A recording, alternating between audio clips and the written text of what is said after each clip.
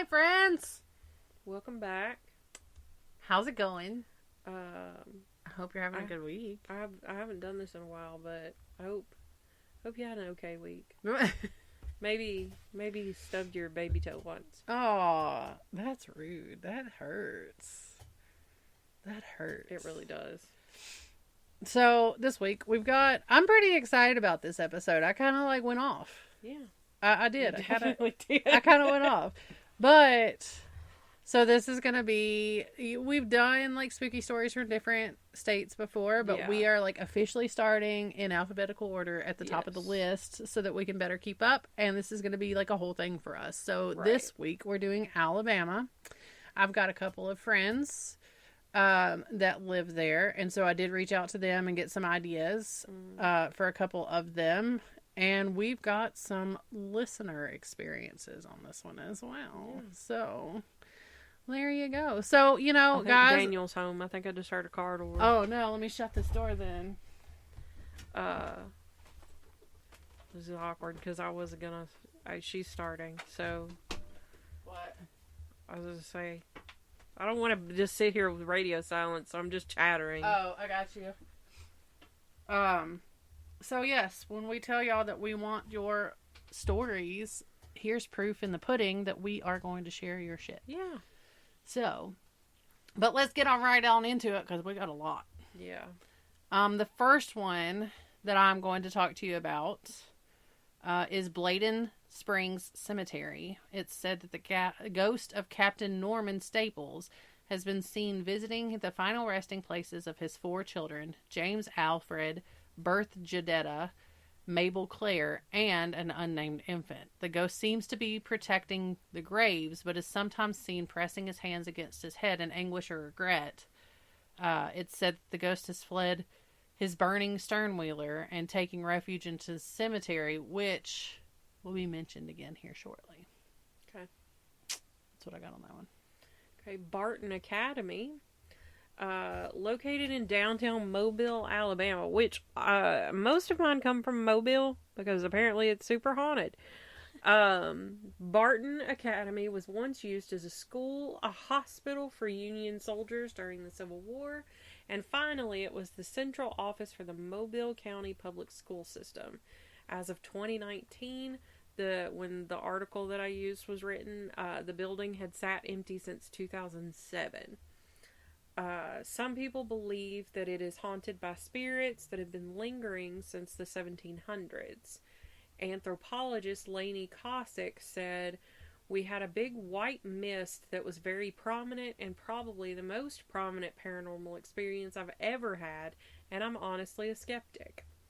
She went on to say, "I don't want to be in this room. There's something in this room that feels uncomfortable."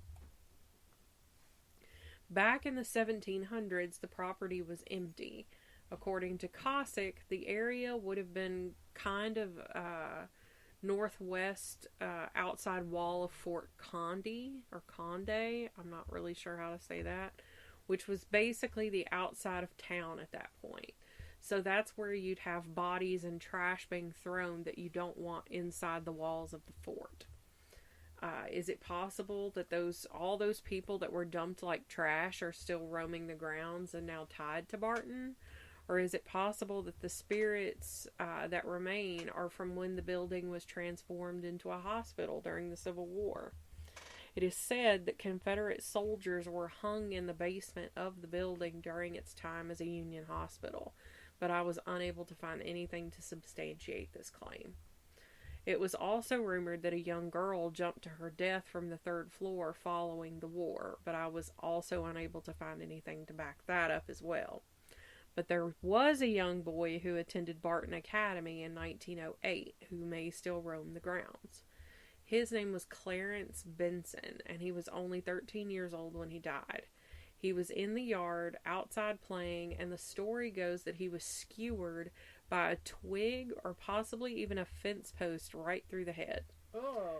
There are also numerous other stories of workers who died while making repairs to the building. Paranormal researchers have heard footsteps with no origin, have seen orbs, and heard a young girl laughing from the 3rd floor. If I had to guess, I'd say that Barton Academy is not publicizing any paranormal activity, as it was quite difficult to find much information, and the official website only gives the history of the building with no deaths mentioned at all, and certainly no ghosts. In 2005, Barton Academy was named on Alabama's Places in Peril by the Alabama Historical Commission and the Alabama Trust for History Preservation. After being abandoned in 2007 by the school system, a local preservation groups in 2009 rallied support for preserving Barton Academy and formed the Barton Academy Historic Preservation and Restoration Committee to explore a new life for the historic complex. And this foundation became incorporated as a 501c3 with its mission to assist the school system in raising awareness and funds to create Barton Academy for Advanced World Studies as an initiative educational system. And in 2015, a $4.2 million exterior restoration and renovation was completed. And in 2020, the Barton Foundation reached its goal of $14 million to renovate the interior, and construction began. But as we all know, 2020, the world shut down. Right. So I'm not really sure where it went from there. But I'm sure that any construction workers that may now be working on it will probably end up having stories to tell. So... So my next story is the James T. Staples riverboat, and so we're going to revisit the person that I was just speaking about. It's believed that this riverboat was destroyed by its own captain and designer, Captain Norman Staples. This boat was named after his father, and it made its maiden voyage in 1908. The boat cost a total of $40,000 to complete in 1908. It was large enough to carry 2,500 bales of cotton. Staples struggled financially due to the practice of a large steamboat company that wanted possession of all the boats on the river. In December of 1912, the ship was seized due to his debt and turned over to the competitor. On January 2nd of 1913, Captain Staples held a shotgun to his chest and pulled the trigger. It was a short 3 days after his burial that crew members began reporting seeing his likeness on the hold of the ship. A whole new crew had to be hired, as the engine room crew completely, all of them, quit in the entirety. And even all of the boat's residents' rats ran ashore. Oh. On January 13th of 1913, 1313, when the ship had docked to pick up some lumber at Poe's Landing, or Powell's, P-O-W-E, the boiler exploded at the exact time that the first captain took his own life. Oh. That killed a total of 26 people. The ship broke free of the docks and drifted downriver to the shores near the cemetery where Captain Norman Staples was laid to rest, and it sank right there. Oh, no. Yep. That's wild. Yeah. Is that it for that one? Yep. Oh, mine are kind of short because there are a multitude. See, mine are usually pretty long because I guess, I don't know if anybody enjoys this. Please let me know if you don't, because I won't do it. But I will give a history of the place I'm talking about, but I try to keep it brief. Right. But sometimes it's 2 pages long. Bragg Mitchell Mansion was built in 1855 by Judge and Congressman John Bragg, and the mansion is a simple but elegant example of antebellum architecture. Today, it is a museum, with some visitors saying that something intangible has also remained. The mansion is ambivalent about opening its doors for ghost tours, and rumors have circulated for decades about the additional residents. One of the most popular and unusual stories involves a phantom feline that has startled guests and residents since the 1970s. A former manager, Virginia McKean, wrote, "I've never had any experience with a ghost cat. I've worked here at night a couple of times. My office used to be upstairs, and I've heard sounds come from one of the bedrooms, like voices, but there was no one here but me. The house was completely empty. She also claimed to have heard some vibrant conversation, but could not pick out individual words, but it was vivid enough for her to think there were real live people in the house. Some tour guides have reportedly encountered Judge Bragg himself. A service elevator that was installed in the mansion is said to move on its own, even though there is nothing mechanically wrong with it. Others have reported feeling an unseen presence in the elevator. One of the more romantic stories from the Bragg Mitchell mansion is about a woman only known as the Lady. According to the legend, she fell in love with a slave, which was a totally forbidden affair at the time in the South. The two eventually died, and the slave's spirit is said to still be bound to the property. And the lady's ghost is said to appear in the upstairs window, staring out into the field behind the mansion, seemingly trying to get a glimpse of her lost love. This is a story that has long been told by the families of Spring Hill Avenue. Should you be interested in trying to encounter one of these ghosts for yourself, tours are available Tuesday through Friday. Nice. So this next one is one that, what's weird about it is I was literally reading about it, researching it, and I was trying to decide whether or not I had enough material and I really wanted to go into it. Mm-hmm. And I had just texted all of the people that I know that live in Alabama, and one of the people responded back with this exact story, because she in fact has experienced it. Nice. So this is about the Pickens County Courthouse. No one knows exactly who or what is responsible for starting the fire that burned this building down on November 16th of 1876, but everyone is seeming to lay the blame on Henry Wells.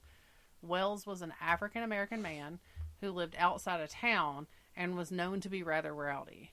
He was arrested by the sheriff for burning down the courthouse. After his arrest, the courthouse was rebuilt. Wells then made his break and escaped from jail. Police chased him down and shot him in the leg and brought him back, locking him in the basement. Oh, no.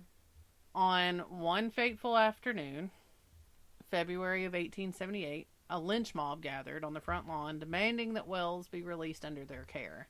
The townsfolk were very upset because in the fire that burned down the courthouse, everyone had lost all sorts of important papers like deeds and other legal documents in the fire. Mm-hmm. Wells was then moved to the attic of the building for his safety. Mm-hmm. A crazy thunderstorm came in with a quickness, and as Wells was looking over in the window, looking over the action going on down below, a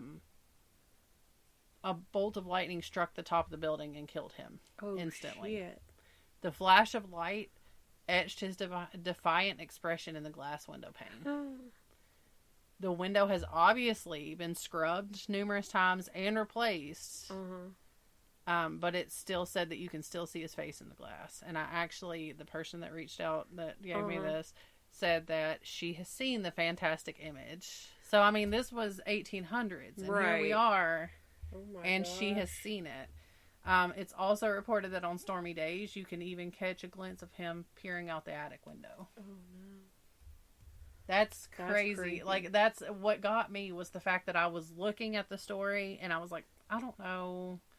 Because I was going based off of that book that I've been reading out of. Yeah. And there really wasn't a whole lot on the book. So what I was doing was I was getting the stories out of the book and then researching them online as well. And so I was like, there's not a whole lot in this book about that. I wonder if I'm going to be able to find anything online. And I was like, maybe I just won't do it. And then my phone goes off and I look down and it's like, do the courthouse. And I was like, what? Right. I texted her right back and I was like, I was literally just reading the story. Me next? Yep. So I've got the USS Alabama BB-60. The U.S. Alabama is a battleship and was the 6th ship of the U.S. Navy, which was named after the state of Alabama. It was commissioned in 1942 and served in the Atlantic during World War II, where she escorted aircraft carriers, bombarded Nauru Island and was a place to treat wounded sailors. She was decommissioned in 1947 and assigned to reserve duty. She was retired in 1962, and in 1964 she arrived to her final home in the Mobile Bay as a military museum attraction, serving as a memorial to the men and women who served and lost their lives during the war, which I'm pretty sure my parents went to this. I'm not 100% sure, though. But she was added to the National Historic Landmark Registry in 1986. And most recently, she was used as a hurricane shelter, and during Hurricane Katrina, she did suffer some damage. But it is said to also be the home of various entities that have not yet found their peace. Some of the paranormal occurrences in the USS Alabama have been attributed to the deaths of 2 men who were in the Norfolk shipyard during her construction. The USS Alabama was completed in 1942 and served more than 3 years without any fatalities caused by enemy fire. But there were a number of deaths caused by friendly fire. One of the gun's safety features that were supposed to prevent the turrets from firing upon each other had failed and caused the deaths of 8 people. Many people who have been on the ship have claimed to hear footsteps coming toward them when no one is there. Apparitions have also been reported in the officers' quarters and in the cook's galley. And late at night, popping and tapping noises can be heard in the bulkheads, and the solid steel hutches shut of their own accord. Visitors to the ship have reported the feeling of being watched, and one woman who passed by the sleeping quarters had her earrings snatched by an unseen entity. The ship is open to the public, and those who would like to find out for themselves whether or not it's haunted are welcome to do so, but no one is allowed to stay overnight unless he or she is an employee or part of a youth group. So, be a youth in a group, or work there if you want to stay overnight. Be a youth in a group. All right. So my next one is about, there's a stretch of I-65. Mm-hmm. Interstate 65. So I chose this one because we drive this interstate when heading south to the beach. Mm-hmm. We don't necessarily run through this area. I think this is right. This area is a little bit after where we get off the interstate to head to the beach, but I think we may have driven through this part when we went to Savannah a year ago. Mm-hmm. But however, like I said, we get off 65 right before you get to Greenville, but there's a 40-mile stretch that runs between Greenville and Evergreen, Alabama, that holds a sad story. This section of the interstate was built over sacred burial grounds for the Creek Indians. This land was loved by the natives so much so that when they were forced out of it, they said goodbye to every tree and hill in the 1830s. Oh, that's sad. Of the 15,000 that marched to their new reservation home in Oklahoma, over 3,500 died along the way. Reports show that even though the stretch of road is straight, even, and well taken care of, the accident rate is unexplainably higher than average. Between the years of 1984 and 1990, there was 519 accidents, 208 injuries, and 23 deaths. Which is crazy for a straight, even road. But that's all I got for that. Sloss Furnaces in Birmingham finally getting out of Mobile for now, I think. So Sloss Furnaces, from 1882 to 1972, Sloss Furnaces transformed ore into hard steel, with many companies across the country relying on them to provide materials. In the early 1900s, there was a man by the name of James Wormwood, aka Slag, and he was the foreman of the graveyard shift. He had 150 workers who kept the furnaces fed. It was said that he was very cruel to the workers and often made them take dangerous risks in order to impress the supervisors. During his time as foreman, death records show that 47 men lost their lives and there were many accidents that left some of the men unable to ever work again. The workers were also not allowed breaks or holidays. And in 1906, Slag lost his footing at the top of the highest blast furnace and fell into a pool of melted iron ore and died instantly. There are many speculations about his death.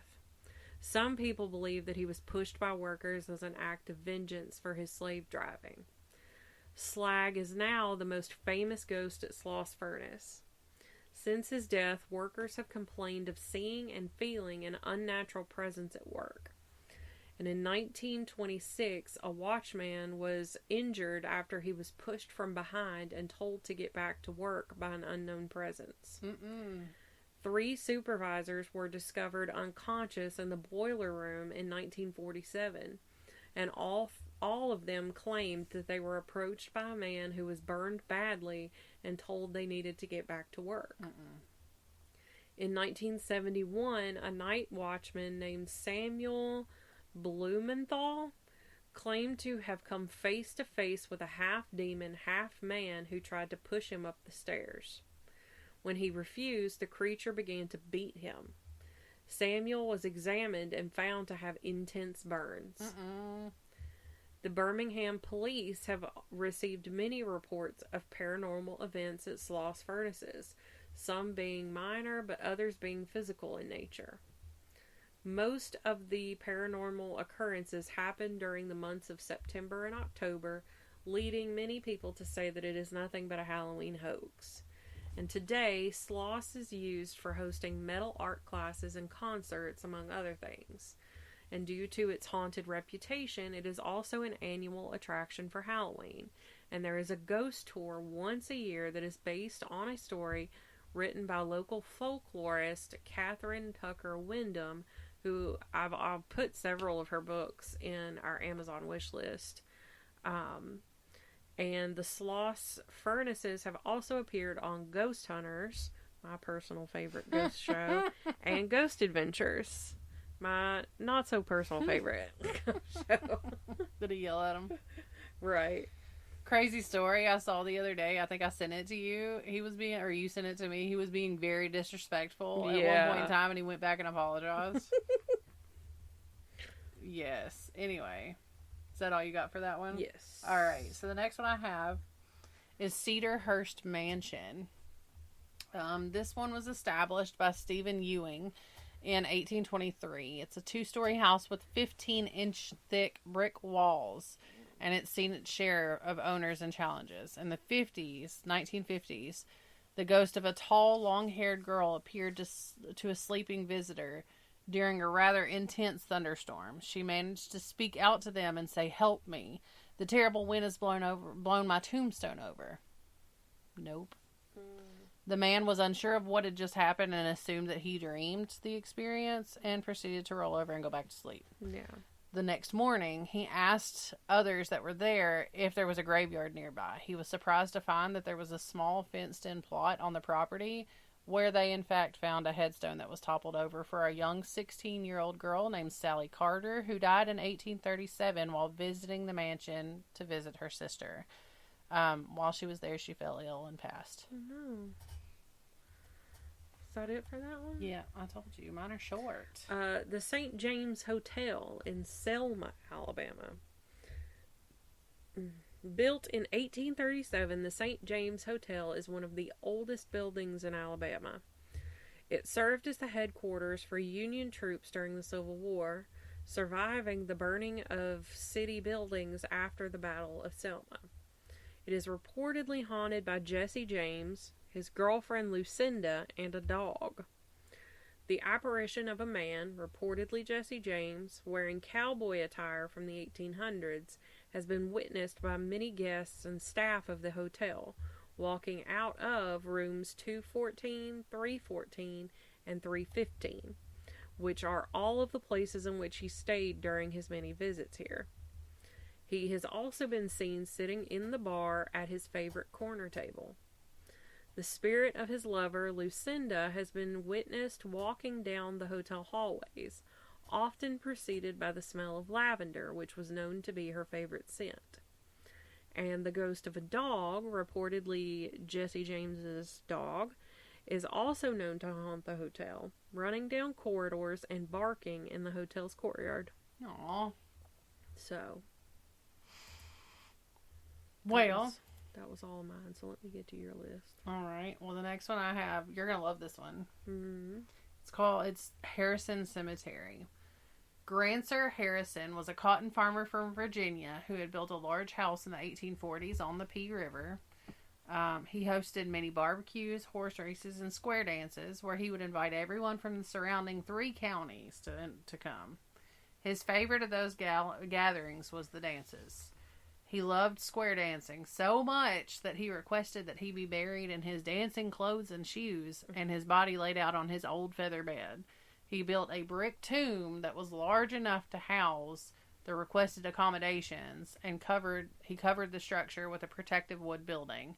To this day, and over the past 100 years, it's said that you can still hear the fantastic fiddle music and see his lively ghost kicking up dust near his tomb. That's cute. I know. That. I loved that.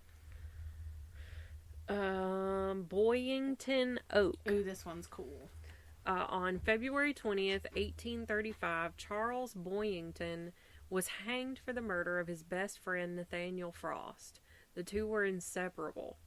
They would spend countless hours relaxing among the tombstones of the Church Street graveyard where Frost was found stabbed to death. It was then assumed that the two had an argument, and in a fit of rage, Boyington took his best friend's life. The accused maintained that he was innocent up to his last breath. His last words, in fact, that an oak tree would grow from his grave as proof of his innocence. He was laid to rest nearly 60 yards from where Frost was found, on the corner of Potter's Field, near the wall in the Church Street graveyard. Before the grass even really had time to take root, a small oak began to sprout from the middle of his grave. This oak still grows, withstanding all types of disasters that have taken other trees around it. It is said that you can hear the cries of the innocent man when the wind rustles the leaves. That's a lot. Yeah. The next one is the Drish Mansion. Dr. John Drish and his wife Sarah built their home in 1830 in Tuscaloosa, Alabama. Roll Tide. Little did they know there was going to be so much tragedy that they would experience in this home. First of all, Dr. Drish and Sarah had a daughter named Catherine, who he forced to marry a man of his choosing. This man was not her true love. Catherine quickly fell into a deep depression after the wedding. After the birth of their 2 boys, her husband decided that he was done dealing with her and brought her and the boys back to the mansion. Soon he divorced her. At this point, she was unable to live a normal life. She was locked in her room at night and escorted everywhere she went during the day, as they believed she was a danger to herself. The next major event that happened in this house was a little darker. Dr. Drish was a lover of the drink and gambling. This quickly took the family to a hard place. One night, in a state of delirium, he jumped up out of bed and sprinted for the stairs. On his way down the staircase, he fell halfway down and toppled to his death at the bottom. When Dr. Drish died, Sarah lit dozens of candles to be burned while his body lay in state. She then put the candles away and asked that those same ones be used again when she passed. Later on in her life, she became obsessed with this idea of the candle ritual and pleaded with her friends and neighbors to ensure that these candles were used around her coffin at her own funeral. This ritual was a custom at the time that, they used these candles to light the area. Yeah. When she passed, her relatives were too busy to find the candles, and she was laid to rest without the requested ceremony. Within months, fiery lights were seen in the shuttered tower at the center of the house. The lights made it seem as though the house was on fire. In fact, many false alarms were called in, but no fire was ever found. Sarah made sure that the new residents were sure that she was the one responsible, as she was seen in the downstairs parlor. Oh, wow. That's kind of creepy. Yeah. Musgrave Chapel Cemetery. In April of 1904, Robert Musgrave was killed in a train accident. His family consecrated his grave with an 8-foot-tall granite obelisk. For 50 years, his heartbroken lover brought fresh flowers to his grave. She was often seen kneeling in prayer next to his grave. She died in 1962, but 6 months later, the same slim silhouette was seen kneeling at his tombstone. The onlookers went to investigate and found that there was a stain that had leached out of the stone in the exact image of this woman. The family heard of this and had it sandblasted only for it to return. And it has been sandblasted multiple times, and yet it returns each and every time. That's crazy to me. Yeah, that is weird.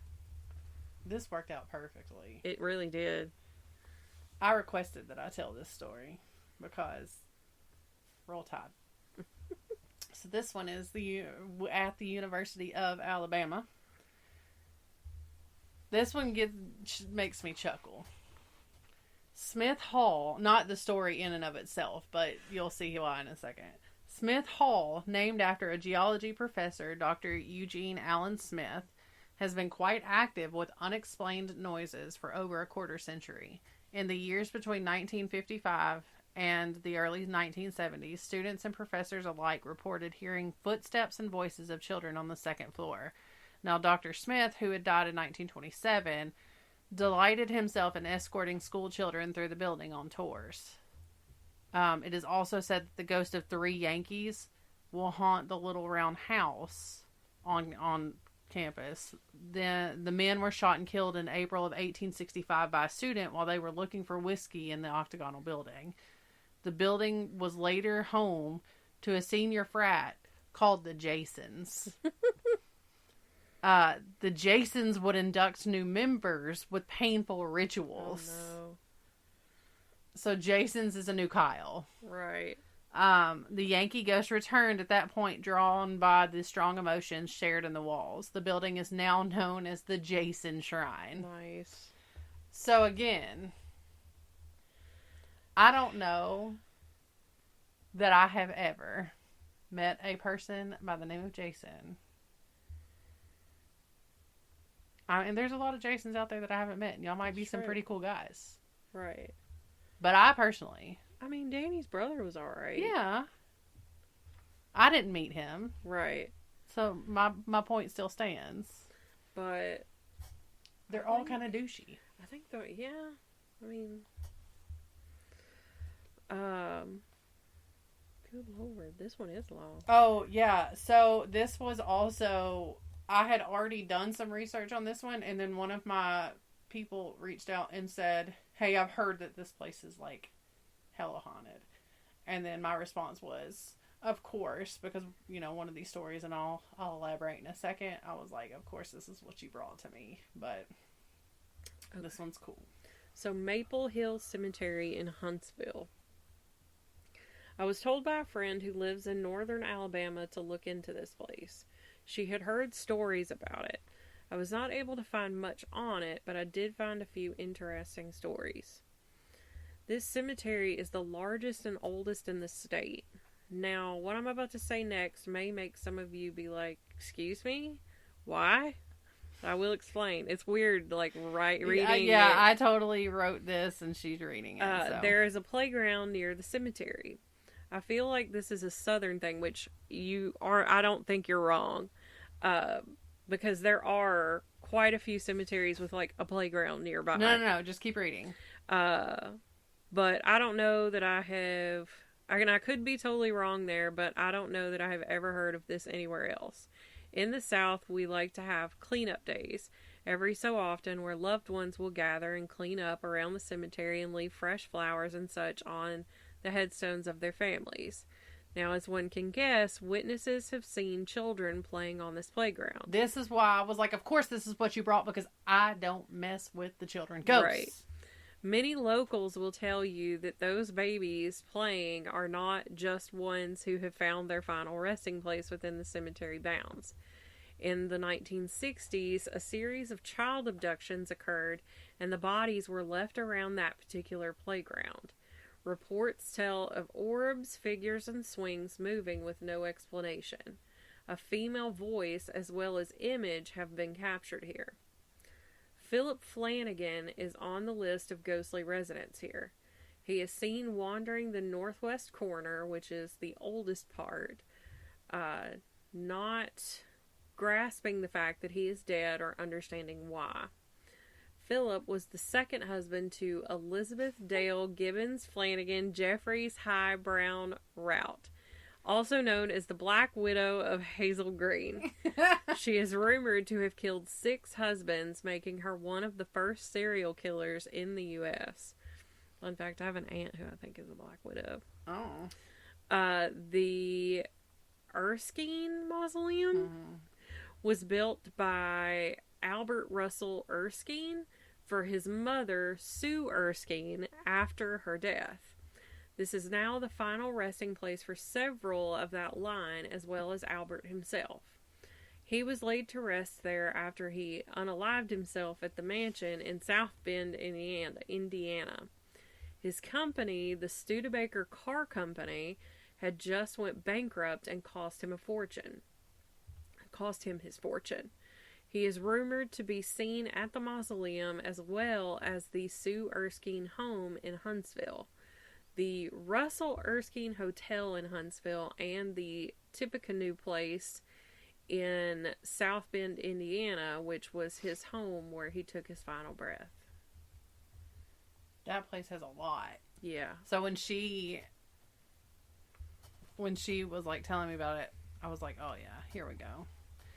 I said I couldn't find a whole lot, but what I did was pretty freaking interesting. Right. So here's where we're going to get into, where my Googling came up short, because my book didn't have, we talked about in California, my book was very extensive. There was so many pages for California. There was like next to nothing for Alabama. Also my Googling didn't produce a whole lot. Yeah. I was provided with a couple crazy stories for this place, for Alabama. So this is a listener story shared with us by listener Hunter. And I'm reading this literally copy paste the way he worded it because it was perfect. So I said, hey, we're doing an Alabama episode. You got anything? He says, yes. Florence City Cemetery. Probably the scariest place I've ever been. Like, won't go back, stand outside the gate for a funeral type place. Oh, wow. I went there with a friend of mine in 2012. We were ghost hunting, taking pictures, using a voice box or whatever it's called. We had a few voices around, a few of the famous graves. Right around dusk, we had a full-blown conversation with a little girl named Sadie.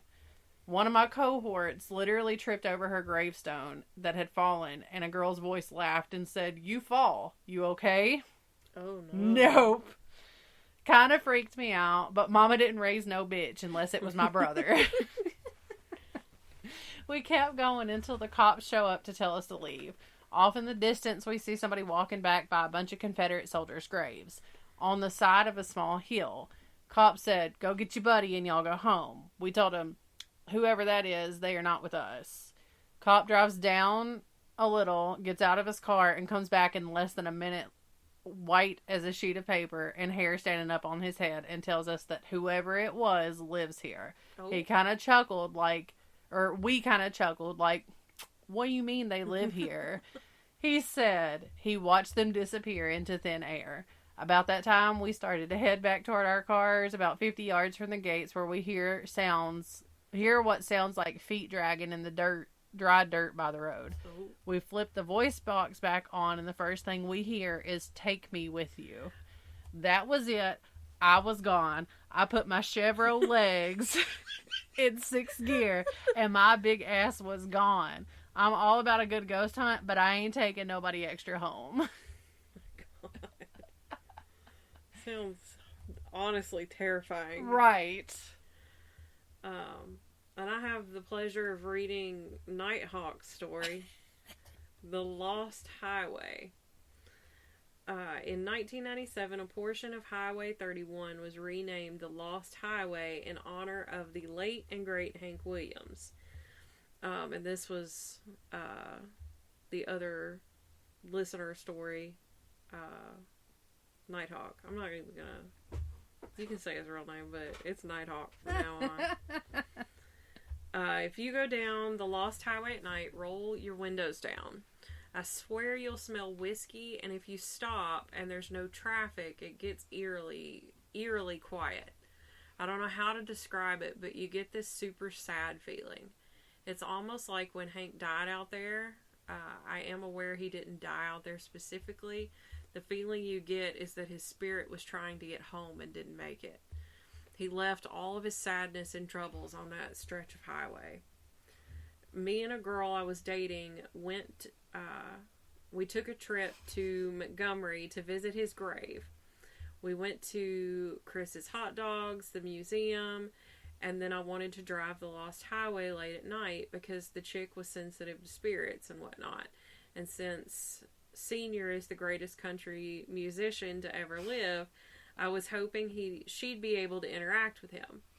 We drove for a little bit with the windows down, and she said she could smell something that smelled like really strong whiskey and was feeling really sad, and we needed to stop. When we stopped, I got out of the car, and when I went to walk to her side of the car, I noticed the smell too. Then all of a sudden, I felt this overwhelming sadness. That's really the only way I know how to describe it. I'd never felt like that before. It wasn't necessarily scary, but I was very uncomfortable.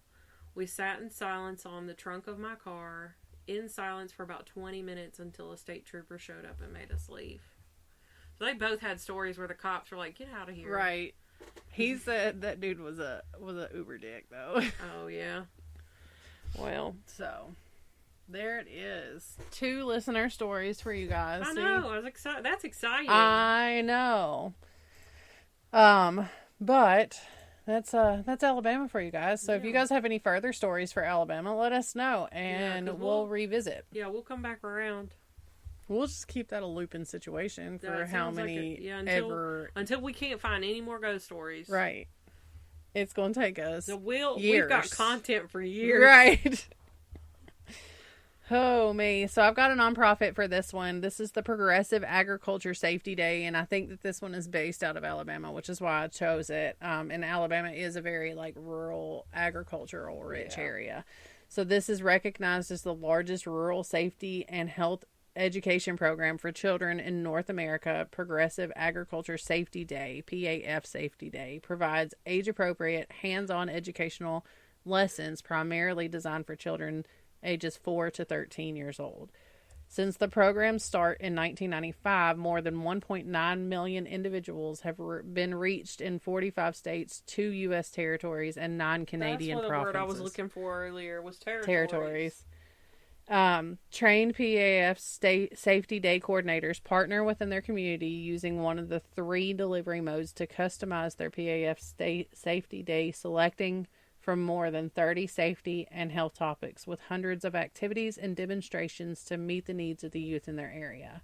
The Progressive Agricultural Safety Day program, which is recognized as the largest rural safety and health education program for children in North America, provides education, training, and resources to make farm, ranch, and rural life safer and healthier for all children in their communities.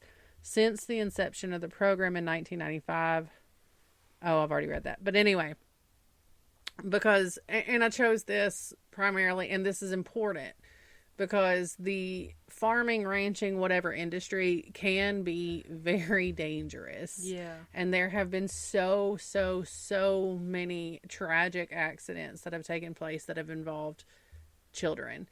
And I'm a firm believer in the fact that, children are the future. Right. And so if we teach them now, we teach them young, then that saves them a lifetime plus the lifetime of their children. Mm-hmm. So, if it's going to help the kids learn to be a little bit safer around that equipment and all that other stuff that they're dealing with out there, then do it. Because without agriculture, guys, we got no food. Right. We are up shit creek. So, there's that. Well, Well, hell. tell your local farmer. Yeah, tell your local farmer. I don't know if this be up his alley, but he might like it. We don't know. We don't know. We don't know what he's into. Or she. Right? We don't know what they're into. So, tell them. If they don't want to, they don't have to. Right. At least you told them. Follow us on Instagram, TikTok. Facebook.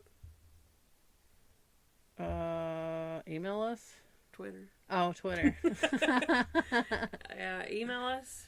At wandersweird@gmail.com. Share us on all the socials. Yeah. Rate us.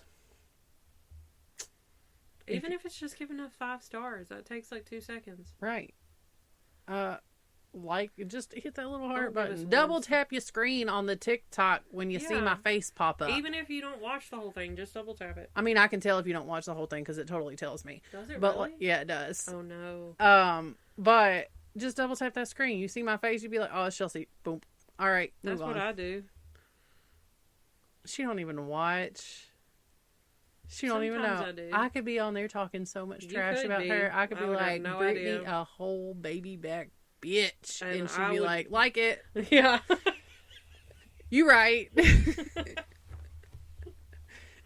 Oh, me.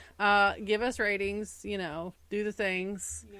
Send us your stories. Send us ideas, topic ideas to talk about. Let us know what you want to hear. Yeah. I guess we'll see you next week. Okay, bye. Bye.